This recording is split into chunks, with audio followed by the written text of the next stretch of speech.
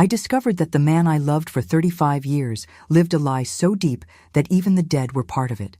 And yet, I found the strength to start over at 67. Good morning, my name is Dorothy Parker. I'm 78 years old today, but my story begins much earlier. If you're watching this video, I want you to know that behind these wrinkles is a woman who learned it's never too late for truth or for a fresh start. Before I continue my story, I'd like to ask you to like this video, subscribe to the channel, and tell me in the comments where you're watching from. It helps me a lot to continue sharing stories like this one. I was born in 1947 in Pine Creek Valley, a town so small it barely showed up on maps. It was a place where everyone knew everyone, where gossip traveled faster than rainwater in a gutter. My family was simple. My father worked in construction. My mother took care of me and my 4 siblings. From an early age, I learned what it meant to be a woman in those days. Obey, take care of the house, prepare to be a wife and mother. It was at a church fair in 1962 that I met Gerald. I was 15, wearing a blue dress sewn by my mother, and he was 20, all elegant in his starched white shirt. Gerald wasn't like the other boys in town. He worked at the only pharmacy in Pine Creek, could read and write very well, and talked in a way that made any girl sigh. When he smiled at me, I felt butterflies in my stomach. The courtship followed tradition, always with my parents nearby, meetings in the square after Sunday Mass, conversations about the future. He told me about his plans to buy the pharmacy one day, to build a good life. And I dreamed of a house full of children, with curtains I would make myself, with the smell of cake coming from the oven when he returned from work. We married in 1964. I was 17. He was 22. Our celebration was simple in the parish hall, with cake made by my Aunt Zelda and music played by a band from the neighboring town. I remember my white dress that had been my mother's, adjusted by the local seamstress. Gerald looked so handsome in his black suit, the only one he owned. On our wedding night, I was so nervous I could barely look him in the eye. My mother had only told me, "Be a good wife, Dorothy. Do what your husband asks." Our first house was small, just 2 rooms that we built gradually. Each brick laid was a promise for the future. Soon came the children. Teresa in 1965, Joshua in 1967, and Martha in 1970. Life was hard, but it was happy, or at least, that's what I believed. Gerald prospered at the pharmacy. He was respected in town, invited to all the important meetings. In 1972, he managed to buy the pharmacy from old Mr. Johnson. He worked hard Monday through Saturday, sometimes until late, but there was a constant in our life, something as regular as the church bell. Every Sunday, Gerald would go fishing with his friend Gregory. I remember it as if it were yesterday. He would wake up when it was still dark, make strong coffee, grab his fishing rod, his tackle box, and a packed lunch that I had prepared the night before. "I'll be back before dinner, Dottie," he would say, giving me a kiss on the forehead. Dottie, that's what he called me, an affectionate nickname that only he used. Gregory was a mystery to me. I never really knew him. Gerald said he lived in the neighboring town, Riverdale, about 30 miles away. Once I asked why Gregory never came to our house, and Gerald explained that his wife was very reserved, didn't like visits. Big city people, he would say, and I accepted it. Sundays without Gerald became my routine. I would wake up, get the children ready for church, then prepare a special lunch. In the afternoon, I would take the children to play in the park or visit my sisters. When the sun started to set, I would wait by the window. Sometimes Gerald would arrive with a few fish, telling animated stories about the fishing trip. "You should have seen the size of the bass Gregory caught, Dottie. Almost broke the line." Other times he would return empty-handed. The fish weren't biting today. There were small things, details that now, looking back, should have alerted me. The different smell on his clothes, which wasn't just river or campfire smoke. The occasional gifts he brought, found at a little market by the river. Delicate scarves, homemade candies, small ornaments, the fishing stories that always seemed the same, as if told from a script. But I didn't question it. I was raised to trust my husband. not to ask questions. A proper woman doesn't question her husband. My mother always said, a man needs his time, his freedom. And it wasn't just my mother, it was what all women of my time learned. So I smiled, kept the gifts with care, fried the fish he brought, and thanked God for having a hard-working husband who only asked for one day to himself. Once, in 1978, I think, I found a receipt in his shirt pocket when I was doing laundry. It was from a restaurant in Riverdale, dated on a Sunday. When I asked, he answered without hesitation. Oh, Gregory and I had lunch there after fishing. It was raining too hard to make a campfire. The explanation made sense, and I didn't think about it again. On another occasion, Mrs. Jenkins, our most gossipy neighbor, came to tell me she had seen Gerald in Riverdale on Sunday, but not fishing. He was holding hands with a woman in the central square, she said. I defended my husband tooth and nail. Imagine that, Mrs. Jenkins. You must have confused him. My Gerald was fishing with Gregory, as he does every Sunday. You know how faithful he is to that tradition? And I truly believed it. After all, why would I doubt? We had a good life together. He was a good father, a good provider. I never wanted for anything. The years passed. Our children grew up. Teresa got married in 1985 to a young man from the capital. Joshua went to study engineering in New York. Martha stayed closer, married the mayor's son, and settled in the neighboring town. The house became emptier, quieter. Gerald and I grew old together. In 1988, I started managing a small market in the center of town, something to keep me occupied now that the children had followed their paths. And every Sunday, without fail, Gerald continued going fishing with Gregory. In 1997, after 33 years together, the unexpected happened. It was a Sunday like any other. Gerald left early to go fishing, as he always did, but returned earlier, shortly after noon, pale, sweating cold, with his hand on his chest. I don't feel well, Dottie, he said, barely able to speak. I called for help immediately. The ambulance took forever to arrive in those days. At the hospital in the neighboring town, the doctors did what they could, but it was a serious heart attack. In the ICU, I held his hand, praying to all the saints I knew. Gerald opened his eyes one last time and murmured something that at the time I didn't understand. Forgive me, Dottie. Gregory is waiting for me. I thought it was the delirium of death, that he was seeing his friend in the next world. Gerald passed away that night, leaving a hole in my heart and many questions I didn't yet know I had. The funeral was as expected in a small town. Everyone attended. The pharmacy closed for 3 days out of respect.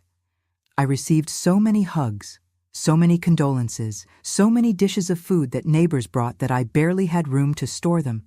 But there was one notable absence. Gregory, my husband's great fishing buddy, didn't appear. When I mentioned this to Teresa, she suggested, maybe he's traveling, Mom, or sick. Mr. Gregory must be quite elderly, too. I accepted the explanation. There was so much to resolve after Gerald's death. The estate, the pharmacy that ended up being sold, the house suddenly too big for me alone. My children wanted me to come live with one of them, but I refused. This is my home, I told them. Here I lived my life with your father. Here I will stay. It was only 3 months after Gerald's death, when I finally had the courage to organize his things, that my life turned upside down again. On that July day in 1997, 3 months after Gerald's passing, I finally found the courage to go through his things. The wardrobe still held his scent, that mixture of aftershave and pipe tobacco that he occasionally smoked. Each piece of clothing I folded seemed to tell a story, bring a memory. The suit he wore to Teresa's wedding, the blue shirt I bought him for his 50th birthday, the straw hat that never missed the fishing trips. For a moment, I found myself smiling as I imagined Gerald and Gregory sitting by the river, talking about life while waiting for the fish to bite. I imagined the two of them now together at some heavenly river, continuing their eternal friendship. It was with that thought that I decided to organize the garage as well, where Gerald kept his fishing gear. The rod leaning in a corner, the artificial lures in a wooden box, the old rubber boots he used to wade into the river. And it was there, rummaging through dusty shelves, that I found a shoebox hidden behind paint cans. It wasn't just any box. It was tied with string and had the word "Memories" handwritten on the lid. I found it curious that I had never seen that box before in all the years we had been together. I blew off the dust, carefully untied the string, and opened the lid. The contents initially left me confused. There were old photos, yellowed receipts, handwritten cards, a small address book, and some other small objects. I took the first photograph. It showed Gerald very young, perhaps in his mid-20s, next to another man of the same age, both holding fishing rods in front of a small wooden boat. I turned the photo over, and there was an inscription. Me and Gregory, Ohio River, June 1965. My heart skipped a beat. I finally knew the face of the famous Gregory, a thin man with dark hair and a shy smile. I continued looking at the other photos, most of them fishing in different places, always smiling, always friends. But then, I noticed something strange. All the photos were old, showing them both young. There were no recent photos of Gregory. Digging deeper into the box, I found a carefully folded newspaper clipping. It was an obituary from the local Riverdale newspaper, dated July 22, 1965. Yesterday, young Gregory Mendoza Wilson, 25, only son of August and Clemency Wilson, died in a tragic automobile accident on the state highway. He leaves behind his wife, Isabel, 6 months pregnant. I read and reread that piece of paper, unable to comprehend. Gregory died in 1965. But how? Gerald went fishing with him every Sunday for more than 30 years after that. Was it another Gregory? But the dates on the photos, the full name, everything indicated it was the same person. With trembling hands, I continued searching through the box. I found receipts for a small apartment rented in Riverdale, in Gerald's name, dated from 1966 to 1997. Monthly payments for over 30 years. There were also birthday cards, Christmas cards, Father's Day cards, all signed in neat handwriting. With love, Diana and your children. Diana? Who was Diana? At the bottom of the box was a photograph that made my world collapse. It showed Gerald, already with gray hair, it must have been from about 10 years ago, hugging a woman approximately my age and 2 young adults, a man and a woman. On the back of the photo, in the same handwriting as the cards, silver anniversary, me, August, Janet, and Eugene, 1992. August. My husband's name was Gerald, but there, in that other life, he was August. I sat on the dusty garage floor with those fragments of an unknown life scattered before me. The pieces were beginning to fit together, forming an image I never could have imagined. My husband, the man I thought I knew for 33 years, maintained another family and used the memory of a dead friend as an excuse to visit them every Sunday. The tears came hot, mixing with the garage dust. I don't know how long I sat there motionless, trying to process that monumental betrayal.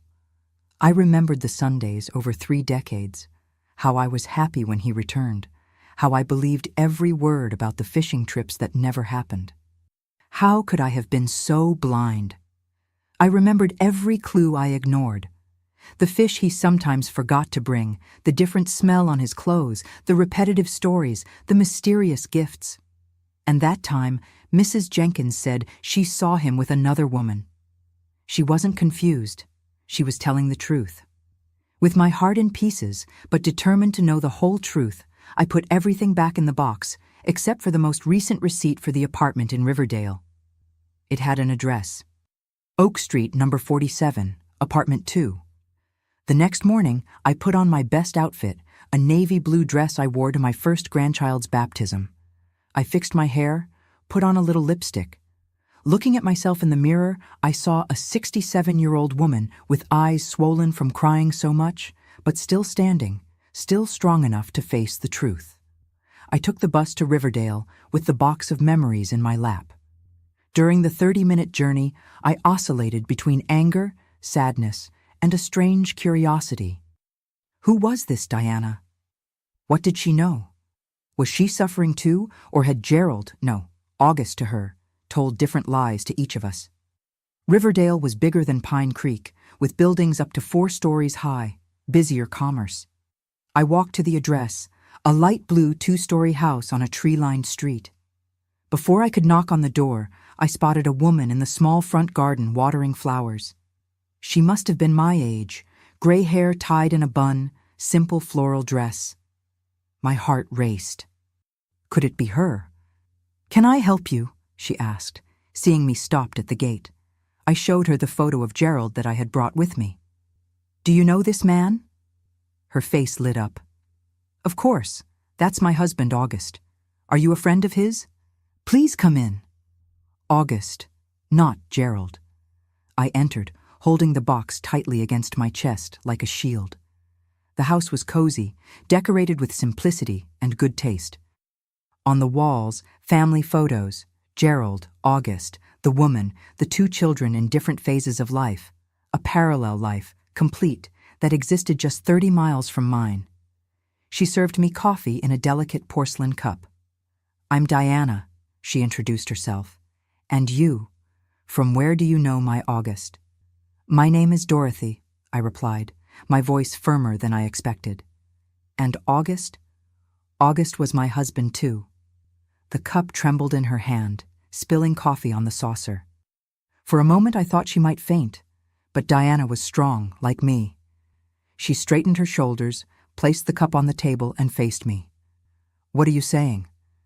"August and I were married for 32 years. He died 3 months ago of a heart attack." I didn't correct her. "Gerald and I were married for 33 years. And yes, he died 3 months ago of a heart attack on a Sunday." The color drained from her face. "Sunday?" "He always went out on Sundays to visit his elderly mother in Pine Creek. He said she was in a nursing home, that she couldn't be moved from there, that she needed him." I opened the box and spread its contents on the living room table. The photos, the receipts, the obituary. I told her about the fishing trips with Gregory, about the friend who had died in 1965, but whom my husband visited every Sunday. As I spoke, I watched Diana's face go through all the emotions I had felt in the garage. Confusion, disbelief, anger, pain. She, in turn, got up and went to a bookshelf. She came back with a photo album. "I met August in 1965. He came to Riverdale for Gregory's funeral, who was his best friend. Gregory was married to my cousin Isabel. At the funeral, August told us he was a pharmaceutical product salesman, that he traveled around the state during the week.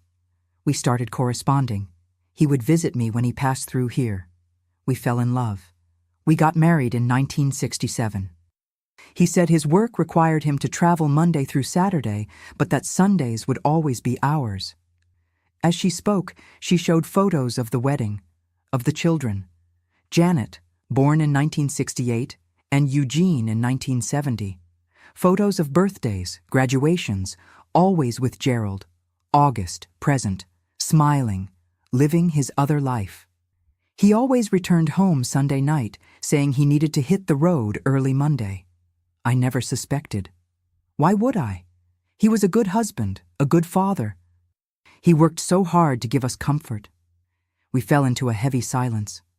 2 middle-aged women facing the ruins of lives built on lies. Diana spoke first. "What else was he hiding? Are we sure there were only 2 families?"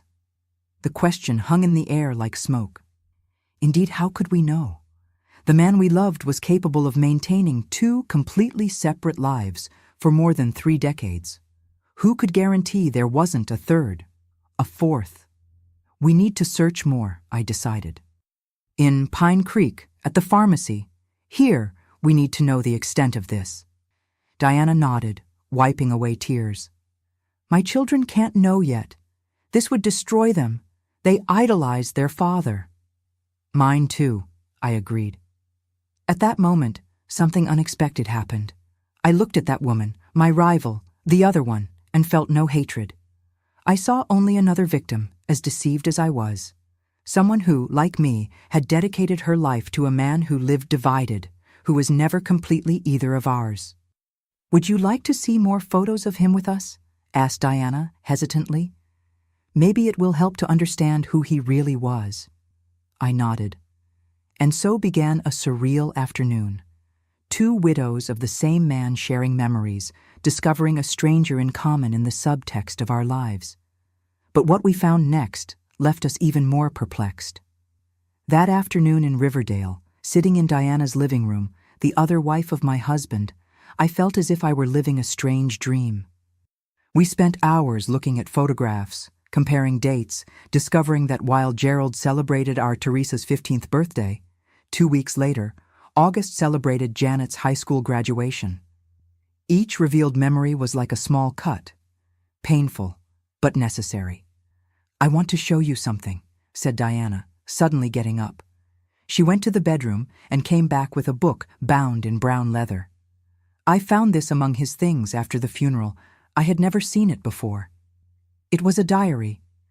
On the first page, in Gerald's or August's unmistakable handwriting, was written, "River Memories, 1965-1997. My heart raced. Would these be records of the supposed fishing trips? We began reading together, page by page, and what we found was beyond anything we could have imagined. It wasn't just a diary of lies. It was the meticulous record of a man divided between two realities. The first entries from 1965 were genuine.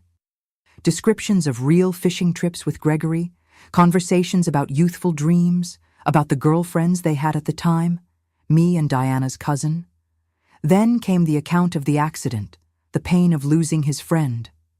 Gerald wrote, "Today we buried Gregory. A part of me went with him. How to continue without our Sundays at the river? Who else will listen to my secrets, my fears?" In the following pages, something strange began to happen. The entries continued as if Gregory were still alive. Today we caught 3 huge bass. Gregory told me about his new job. We talked about politics, about the future of the country. It was as if in the pages of that diary, my husband refused to accept his friend's death. And then, in an entry from 1967, the first mention of Diana. I didn't tell Gregory about Diana. I still don't know how he would react. After all, he was the cousin of Isabel's husband. But when I'm with her, I feel a freedom I've never experienced. With Dottie, I am responsible Gerald, the pharmacist, the family man. With Diana, I can be August, the man I dreamed of being before assuming so many responsibilities, so young. I remember raising my eyes from the diary at that moment and meeting Diana's gaze. There were tears silently running down her face, as well as mine. It wasn't just betrayal we were discovering. It was the complete dissociation of a man who created 2 separate identities, 2 worlds that should never meet. As we advanced through the pages, we saw how he meticulously separated his lives. For Diana and her children, he was August Wilson, pharmaceutical salesman, who traveled the state during the week. For me and my children, he was Gerald Parker, the respected pharmacy owner who reserved only Sundays for his personal leisure. The most disturbing were the entries about Gregory. Even decades after his death, Gerald August continued writing as if his friend were alive, aging along with him, participating in his double life as the only confidant.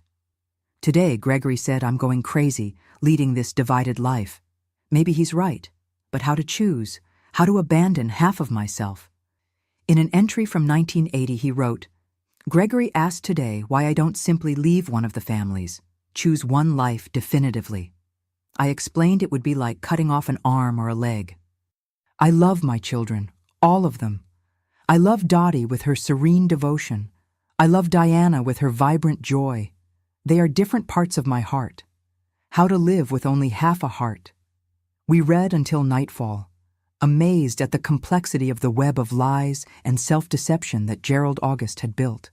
In the last entries from a few months before his death, we noticed something worrying. He was beginning to confuse the details, mixing his 2 lives. Today, I almost called Diana Dottie.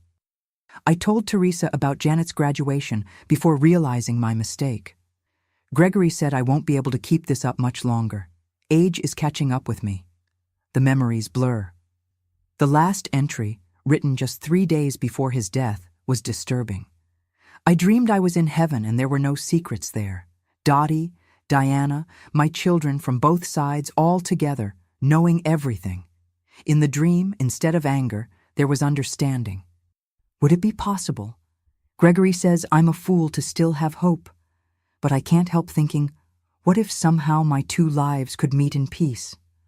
The pain in my chest hasn't gone away for days. Perhaps it's the weight of so many secrets. We closed the diary in silence. Outside, night had already fallen.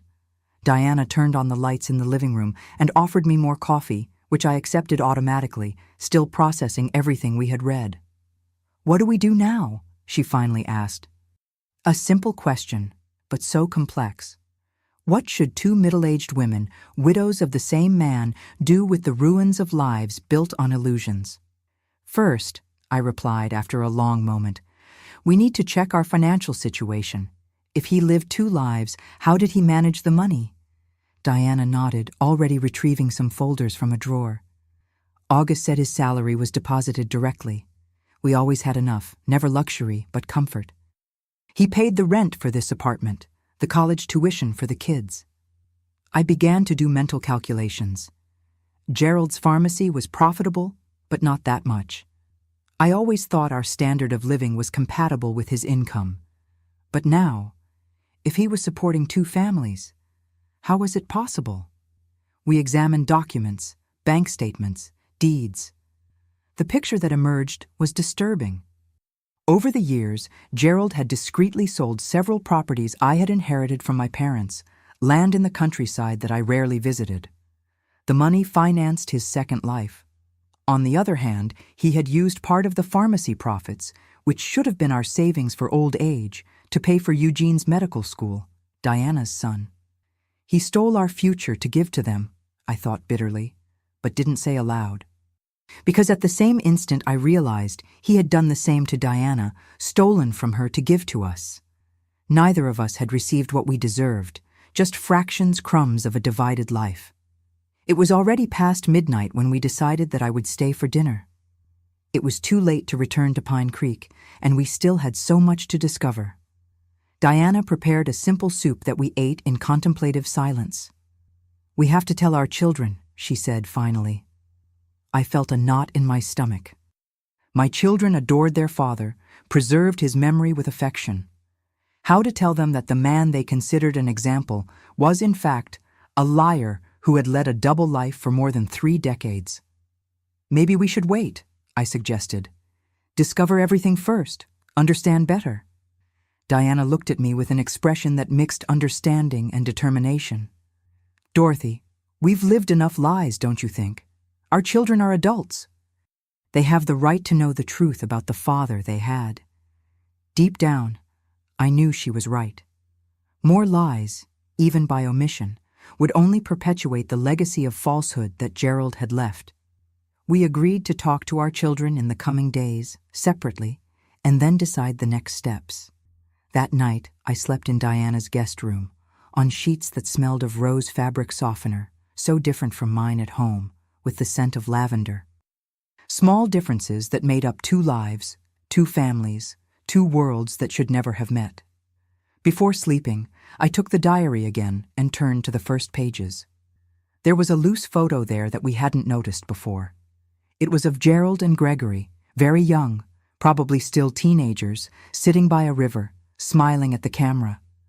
On the back, a handwritten message. "To Gerald, my best friend, may our dreams run free, like this river, always together." From Gregory. Contemplating that photo in the dimness of the unfamiliar room, I felt a strange compassion for the man who had been my husband. What deep wound had Gregory's death caused for him to build such an elaborate fantasy? What emptiness was he trying to fill, living 2 parallel lives? I'm not justifying what he did. The betrayal lasted decades. It was deliberate, calculated, cruel. But that night, for the first time since the discovery, I allowed myself to see beyond the anger and pain. I saw a broken man, unable to integrate the parts of himself, living eternally divided, eternally incomplete. The next morning, we had coffee together, like old friends, not like rivals. There was a strange intimacy between us. After all, who else in the world could understand exactly what we were going through? "What are you going to do?" Diana asked. "After we tell our children, after all this comes out, will you go back to Pine Creek and continue your life?" The question hung between us like smoke. What life did I have to go back to? An empty house? A widowhood based on lies? Neighbors who would always know I had been deceived for decades? "I don't know," I answered honestly. "And you?" Diana looked out the window to the small garden where she tended her flowers. "I don't know either. Janet wants me to go live with her in the capital. Eugene is finishing his medical residency in New York. This apartment has too many memories now." We were silent. Two middle-aged women facing uncertain futures, shaken identities, wounded hearts, but still beating. It was then that Diana said something that would change our lives once more. "You know, I've always wanted to open a small restaurant. Cooking is my passion. August. He always said it was a silly dream, that I should be content being a housewife." I looked at her with sudden interest. Curious, I always wanted to expand the market I manage, transform it into something bigger. Gerald always discouraged me, said it was too much ambition for a woman my age. Our eyes met, a spark of mutual recognition lighting up between us. Had our ambitions, our personal dreams, been threats to the delicate balance of his double life? "I have some money saved," I said slowly, testing an idea that was beginning to form. "Not much, but enough for a fresh start." "I have his life insurance," Diana responded in the same cautious tone, "and my savings from when I gave cooking classes." Another long silence as the idea grew between us, improvised but increasingly solid. "It would be crazy," I murmured finally, "completely insane." "Agreed," Diana said, and then smiled, a genuine smile that lit up her tired face. "But who said we have to be sensible now? We've been sensible all our lives. And see where that got us." At that moment, with the morning sun coming through Diana's kitchen window, something new was born. It wasn't friendship yet. It was too early for that. The wounds were still bleeding. It wasn't exactly hope. We were too realistic for that. It was possibility, the possibility of transforming betrayal into a fresh start, pain into renewal. But before any decision, we had to face the most difficult moment, telling our children, letting the house of cards built by Gerald August completely collapse. And their reaction was nothing like what we expected. Telling the truth to our children was, without a doubt, the hardest part of this whole journey. After that morning at Diana's house, I returned to Pine Creek with a heavy heart, knowing I needed to gather courage to destroy the image my children had of their father. First, I called Teresa. My firstborn was always the most sensitive, the one who most resembled Gerald in her calm temperament and thoughtful way of facing problems. I asked her to visit me over the weekend, saying only that we needed to talk about important matters related to her father's inheritance. Then I called Joshua in New York. My son was always the most distant, not geographically, but emotionally. A brilliant engineer, he built his life far from Pine Creek, returning only on special dates. Even so, he idolized his father. He always said his work ethic came from Gerald. How to tell him that this ethics had a hidden face? Finally, Martha, who lived closer, my youngest, the one most like me, stubborn and practical, married to the former mayor's son, had built a comfortable life in the neighboring town. She was the one who visited me most frequently, bringing the grandchildren to spend weekends with me. Meanwhile, Diana would do the same with Janet and Eugene. We agreed to tell them separately, letting each family process the news in their own way before any possible meeting between the two sides. The weekend arrived too quickly. On Friday night, Teresa was the first to arrive with her husband Robert and their two teenage children. I insisted the children go to bed early, as I needed to talk just with her and Robert. Sitting in the living room with cups of tea that cooled untouched, I told everything. I showed the photos, the receipts, talked about Diana and her children, about the diary, about the double life that Gerald had maintained for 33 years. I'll never forget the expression on my daughter's face. It wasn't just shock or sadness. It was as if something fundamental was breaking inside her. Robert held her hand throughout the account, but when I finished, she released herself from him and walked to the window, staring into the night. "Impossible," was all she said for a long moment. Then turning, "Are you sure, Mom? Maybe it's a misunderstanding. Maybe." Denial is always the first refuge when the truth is unbearable. I showed more evidence, explained more details. Gradually I saw reality settling in her eyes, the painful acceptance. And then what surprised me most? The anger. How could he? Everything he taught us about honesty, about family, about commitment, all lies. Tears streamed down her face. "And you, Mom, how do you feel? How did you bear to discover this?" Her concern for me, even amid her own pain, moved me deeply. I explained that I was still processing everything, that sometimes I felt anger, sometimes sadness, sometimes even a strange relief for finally knowing the truth. On Saturday morning, Joshua arrived, then Martha with her husband. I gathered everyone in the living room and repeated the story, showing the same evidence. The reactions were as different as my children's personalities. Joshua, always analytical, took the diary and began examining it page by page, as if looking for flaws, inconsistencies that could disprove it all. "The handwriting is definitely his," he finally confirmed, closing the book with a heavy sigh. But why? Why go to the trouble of living like this, divided, always lying? Martha was more direct. "That scoundrel!" she exclaimed, pacing back and forth across the room. "Sorry, Mom. I know it's painful to hear, but that's what he was. A scoundrel who deceived you, who deceived all of us. And this other woman, did she know about us?" I explained that Diana had been as deceived as I was, that she thought she was the only wife of a traveling salesman named August. What followed was an intense afternoon, full of questions, tears, moments of charged silence. My children took turns comforting me and processing their own pain. The image of the perfect father was destroyed, and with it, part of their own identities built in relation to him. "What will you do now, Mom?" Teresa finally asked when night began to fall. I hesitated. It was time to tell about the crazy idea that had been born that morning in Diana's kitchen. I decided yes. There would be no more secrets in this family. Actually, Diana and I are considering a partnership. 3 pairs of eyes stared at me in astonishment. I explained our preliminary plan, to combine our resources, my administrative skills, and her culinary talent to open a small restaurant. "The two of you together?" The incredulity in Martha's voice was understandable. "The legitimate wife and the other legitimate wife," I corrected gently. "She has as much right to the title as I do, Martha. It was 32 years, a complete marriage, children, a life built. The only difference is that hers wasn't on paper." "But even so," Joshua intervened, "working together after everything he did, wouldn't it be simpler for each to go her own way, process all this separately?" I reflected on this before answering.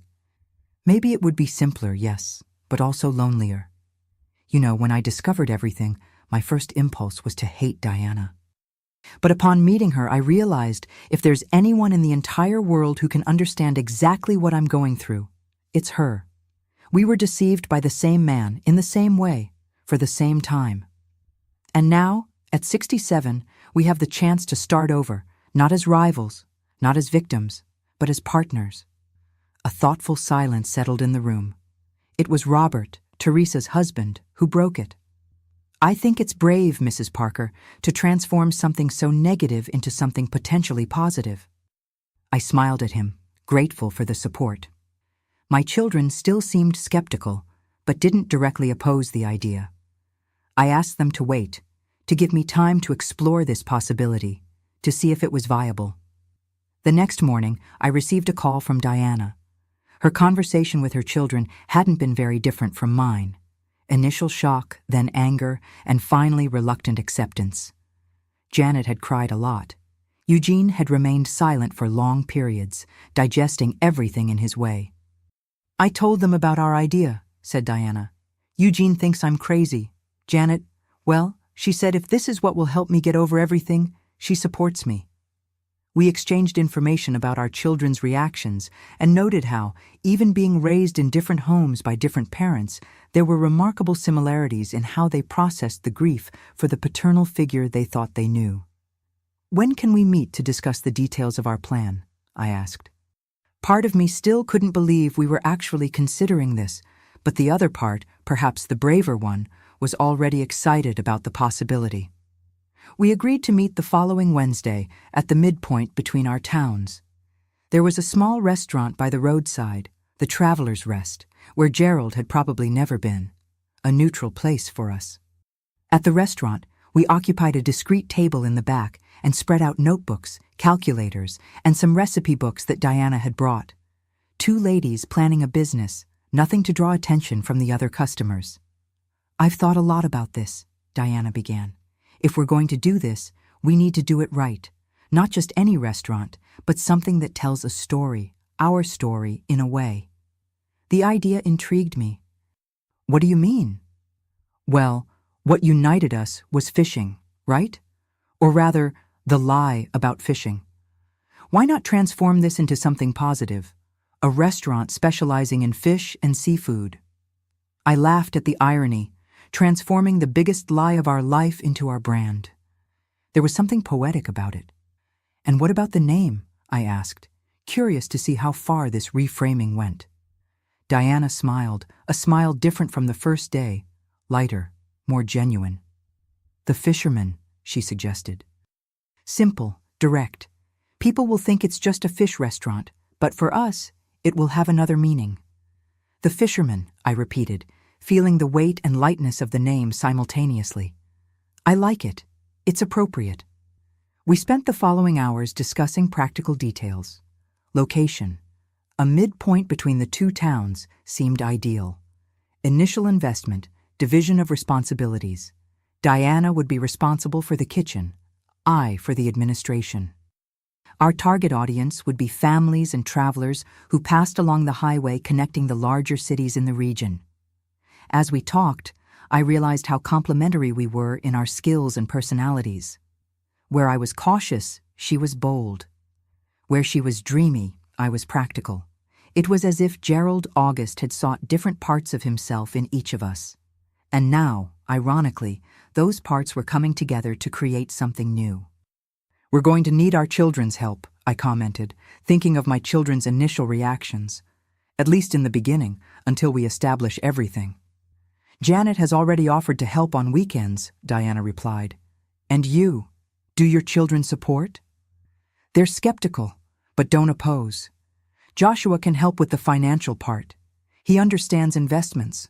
Teresa is a teacher, but during school vacations, she could give us a hand. Martha," I hesitated, thinking of my most tempestuous daughter. "Martha will need more time. She was very close to her father." Diana nodded understandingly. Eugene also idolized his father. He wanted to be like him. He's having difficulty reconciling the man he knew with all this. More silence, this time contemplative. We were embarking on an uncertain journey, based on a connection forged in pain. Was it unwise? Probably. But at 67, after discovering that the life I thought I had lived was partially an illusion, what did it mean to be wise? "We have to make this work," I finally said. "Not just for the business itself, but for ourselves, to prove that we can rebuild something from the ashes he left." "To prove that we are more than the wives he deceived," Diana agreed. "That we have value for ourselves, our own identities beyond him." At that moment, we sealed not just a business partnership, but a pact of rebirth. Two women who conventionally should have been enemies, united by extraordinary circumstances to create something entirely new. The following weeks were of intense work. We found a small building for sale exactly halfway between Pine Creek and Riverdale. It had been a warehouse before, needed renovations, but the price was affordable and the location perfect. To our surprise, when we told our children about the chosen location, the initial resistance began to yield. Joshua offered to supervise the renovation, using his engineering knowledge. Teresa helped with the decoration. Martha, despite her reservations, introduced us to a reliable accountant. On Diana's side, Janet contributed by designing the menu and the restaurant's logo. Eugene, even busy with his medical residency, sent money to help purchase equipment for the kitchen.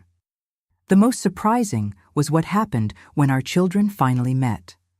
We had feared this moment, imagined tension, resentment. Instead, there was a strange, immediate connection, the mutual recognition of something familiar in each other's faces. Traits of Gerald August in each one, mannerisms, expressions they had inherited without knowing. "It's strange," Teresa commented after meeting Eugene. "It's as if he were the brother I never knew I had, and in a way, that's exactly what he is." There were months of intense work, of discoveries, of adjustments. Not everything was easy, of course. There were moments of tension between Diana and me, discussions about how to manage certain aspects of the business. There were days when the anger for everything Gerald had done resurged strongly, when we questioned whether we weren't crazy for trying to build something together. But there were also moments of unexpected connection, like when we discovered we both had the same favorite movie from the 60s, or when we realized that both she and I had the habit of singing while cooking, different songs, different voices, but the same habit that made Gerald smile in two different houses. Finally, in early 1998, just 10 months after Gerald August's death, we inaugurated the Fisherman. The restaurant was modest but cozy, with decor that referenced the river and fishing, reframing the lie that had united our stories. And on opening day, something happened that neither of us had foreseen, something that would reveal yet another piece of the puzzle that was the life of the man we knew by different names. It was March 15th, 1998, a sunny Sunday, a date we purposely chose for the inauguration of the Fisherman. Sunday, the day that for so long represented the division in our lives, would now be the day of our union. We prepared everything with care. Diana commanded the kitchen with the help of 2 young assistants hired from the region. I managed the dining room with Teresa and Janet helping with the service. Martha handled the cash register, still reluctant, but present. Joshua and Teresa's husband organized the improvised parking lot, where more cars than we expected were already gathering. The restaurant, small but cozy, had a decor that evoked the river and fishing, without being excessive. Old photographs of local fishermen decorated the walls. None of Gerald or Gregory, of course. In the center of the main room, a round aquarium with colorful fish was the element that most caught attention. "Nervous?" Diana asked me, briefly leaving the kitchen to check the movement. In 10 months of coexistence, we had developed our own dynamic, not exactly intimate friendship, but a partnership of deep mutual respect. "A little," I admitted, "but it's a good nervousness, of expectation." She squeezed my arm lightly before returning to the kitchen. That simple gesture said a lot about our journey, from the initial distrust to the ability to comfort each other in moments of anxiety. The inaugural lunch exceeded our expectations. The food was impeccable. The grilled halibut with herbs, Diana's specialty, was particularly praised. The service, despite some inevitable initial hiccups, flowed well. People from both towns attended, attracted by the novelty and the word of mouth that our children had spread. It was around 3 p.m, when the crowd began to thin, that it happened. An elderly gentleman, leaning on a cane, entered the restaurant alone. He must have been in his 80s, hair completely white, but still with an upright posture, lively and attentive eyes. He was dressed with simple elegance, slacks, a well-ironed shirt, a hat that he removed upon entering. I went to greet him personally, thinking he was just another curious customer. "Table for one?" I asked with my best hostess smile. He studied me for a moment, as if evaluating me. Mrs. Dorothy Parker? He asked, with a surprisingly firm voice for his age. I was momentarily disconcerted. Yes, that's me. Do we know each other? Not personally, he replied, but I know your story. Or rather, I know the story of the man who united us in ways we never imagined. A chill ran down my spine. Who was this man? How did he know Gerald? I asked one of the young waiters to take my place and led the gentleman to a more secluded table in the back of the restaurant. Who are you, sir? I asked as soon as we sat down. My name is August Mendoza Wilson, he replied. Gregory's father. I felt the blood drain from my face. The father of Gregory, the real Gregory who died in 1965. But he should be. I made a quick calculation. If Gregory was 25 when he died, and that was 33 years ago, his father should be at least 80 years old now. The age matched. How? How did you know about us? I managed to ask. The obituary, he answered simply. I saw the name Gerald Parker in the newspaper when he passed away. I wasn't sure if it was the same Gerald I knew so many years ago, my son's best friend. But something told me it was. I kept the clipping, but didn't have the courage to seek you out at the time. Then, a few weeks ago, I saw an advertisement for this restaurant, The Fisherman, and the names of the owners, Dorothy and Diana. Two unusual names together. I knew it couldn't be a coincidence. I discreetly called a waiter and asked him to fetch Diana from the kitchen. She came quickly, concerned about my expression. This is Mr. August Wilson, I introduced, watching her pale as she heard the surname. Gregory's father. Diana sat with us, as perplexed as I was. Mr. Wilson observed us with an expression that mixed curiosity and sadness. So you discovered then, he said, not as a question, but as a statement about Gerald's double life. We nodded in silence. He continued, his voice now lower, heavier. Gregory and Gerald were inseparable since they were boys. They grew up together in this region. They would go fishing at the river every Sunday. When my son died in that stupid accident, a flat tire on the curve of the state highway, Gerald was devastated. He attended the funeral, of course, but afterward, he disappeared for weeks. When he returned, he was different, more reserved, more divided. He paused, as if carefully choosing his next words. A few weeks after the funeral, he came to visit me. He said something that at the time I didn't fully understand. He said that as long as he fished with Gregory on Sundays, my son would remain alive. I thought it was just a poetic way of expressing grief, of keeping his friend's memory alive. Diana and I exchanged a look. It wasn't poetry. It was the beginning of an elaborate illusion that would last decades. Did you know about the two families? Diana cautiously asked. He shook his head.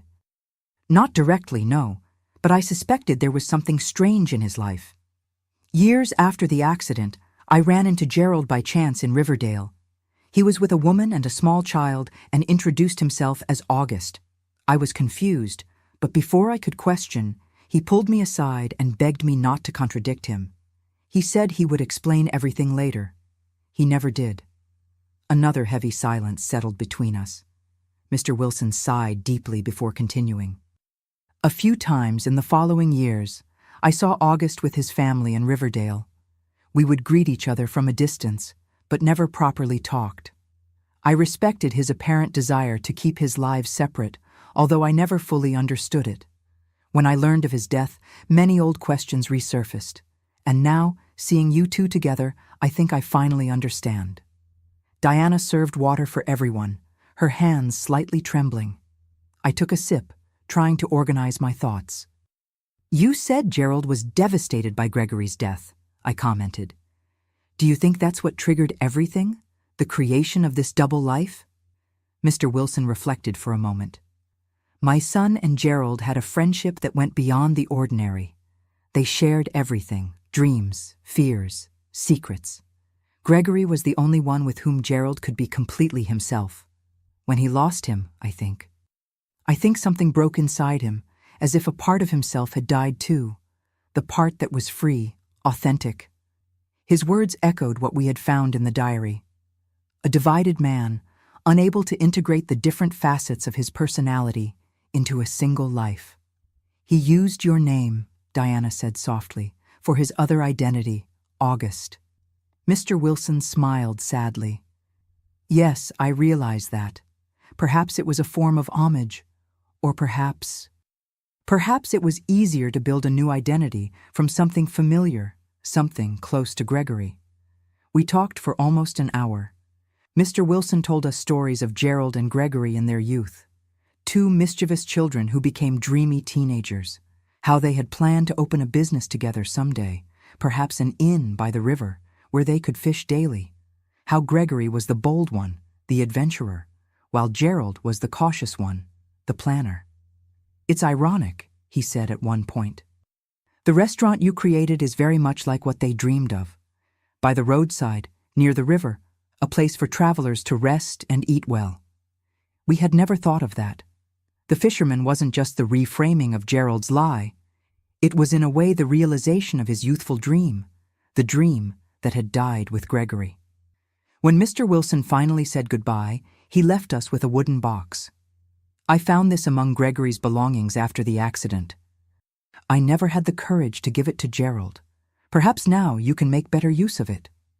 Inside the box was an old notebook, yellowed by time, with Gregory's handwriting, different from Gerald's, but with the same flowery style in certain letters, as if they had learned to write together. It was a fishing diary from 1963 to 1965, each Sunday meticulously noted. The weather, the bait used, the fish caught, the conversations, the shared dreams. In the last entry, dated 1 week before the accident, Gregory had written, "Gerald confessed something surprising today. He said sometimes he feels he's living the wrong life, that he made decisions based on what others expected of him, not what he really wanted. He talked about the pharmacy, the young marriage, the responsibilities that suffocate him. If he could start over, he said, he would live in a completely different way. I tried to cheer him up, tell him it's never too late to change, but he just smiled in that sad way. Some of us are born to live one life faithfully, he replied. Others might need several lives to be who they truly are." I'm not sure what he meant by that, but I felt a deep sadness in his words. We closed the notebook in silence, deeply touched. It was as if we had found the final piece of the puzzle, the origin of the fracture that would lead Gerald to build a double life after losing the only friend with whom he could be authentic. That night, after all the customers had left and our children had helped with the cleaning, Diana and I sat on the back porch of the restaurant, contemplating the starry sky, each with our thoughts. "You know what's strange?" she commented finally. "All this time I imagined Gerald, August, as a calculating liar, a cold manipulator. But now we see a broken man," I completed, "someone who couldn't be whole in a single life." "This doesn't justify what he did," she said firmly. "No, it doesn't," I agreed, "but perhaps it helps to understand." We were silent again, the distant sound of the river as a backdrop for our thoughts. It was strange to realize how gradually the initial anger had transformed into something more complex, not exactly forgiveness, but a deeper understanding of human fragility, of our capacity to lose ourselves in our own lies. "What will we do with Gregory's diary?" Diana asked. I thought for a moment. "I think we should keep it together with Gerald's diary. They are two parts of the same story. One day, perhaps our grandchildren will want to understand this strange story that united our families." The following months were of intense work. The fisherman quickly gained a reputation in the region for its excellent food and welcoming atmosphere. We expanded the menu, hired more staff, even started serving dinners on Fridays and Saturdays, in addition to the traditional lunches. Selling my house in Pine Creek was a difficult decision, but necessary. We built a small apartment above the restaurant where I came to live. Diana did the same, selling her apartment in Riverdale. We lived on opposite sides of the same building, separated enough to maintain our privacy, close enough for the convenience of work. Our children, initially reluctant, grew closer over time. Janet and Teresa developed a surprising friendship despite their different personalities. Martha eventually softened her combative stance and began helping on busier weekends. Joshua and Eugene maintained contact from a distance, exchanging professional advice and, occasionally, stories about the father they both discovered they had never completely known. In 1999, we expanded the business, adding a small inn next to the restaurant. Just 5 simple but comfortable rooms for travelers passing along the highway. It was exactly what Gerald and Gregory had dreamed of decades before. In the years that followed, the Fisherman became not just a prosperous business, but a symbol of our unusual story. Eventually, Diana and I became friends, not best friends, not intimate confidants, but life companions who shared a singular past and built an unexpected future together. In 2004, at 74, I began to think about reducing my work pace. Diana, 2 years younger, felt the same. Our children were established in their own lives with their families. It was time to think about the succession of the business. To our surprise, it was Janet and Martha who expressed interest in taking over the management of the restaurant and the inn. 2 half-sisters who never knew of each other's existence until their father's death, now planning to continue the legacy we had built from the ashes of his lie. Today, at 78, I look back and see an extraordinary journey.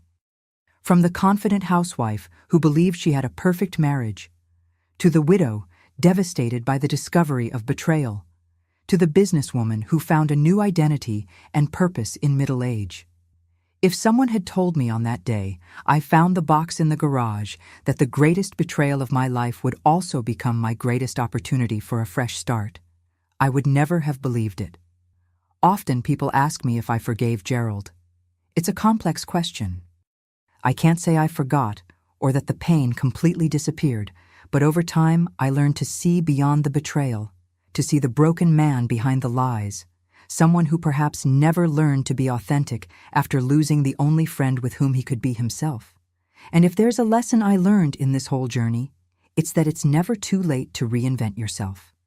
At 67, when many people already retreat to a quiet retirement, I found a new version of myself, stronger, more independent, more complete than I ever was as Gerald's wife. Diana taught me a lot about courage and adaptability. Together we transformed the greatest pain of our lives into something productive, meaningful. Not for him, not to preserve his memory, but for ourselves, to prove that we are more than the women he deceived. The Fisherman continues to prosper under the management of Janet and Martha. Occasionally, I still help at the cash register or greet special customers. Diana sometimes prepares her famous halibut for special occasions. Our grandchildren grow up knowing this shared story, learning that families can take unexpected forms, that bonds can be forged even in the most unlikely circumstances. And sometimes on quiet nights, Diana and I sit on the back porch, looking at the stars, listening to the distant river, and feel a strange gratitude. Not for the lie we lived, not for the betrayal we suffered, but for the strength we discovered, for the unlikely friendship we built, for the life we rediscovered when everything seemed lost. As I always tell my grandchildren, life rarely follows the script we plan. The greatest challenges can become the greatest opportunities, and it is never, ever too late to begin again. Thank you for accompanying me on this journey, my dears. I hope my story has touched your hearts and perhaps inspired someone who is facing their own challenges. If you liked it, don't forget to leave your like, subscribe to the channel, and share with someone who might need to hear that there is always a new beginning waiting for us, no matter our age or circumstances. Until the next video, from wherever you're watching,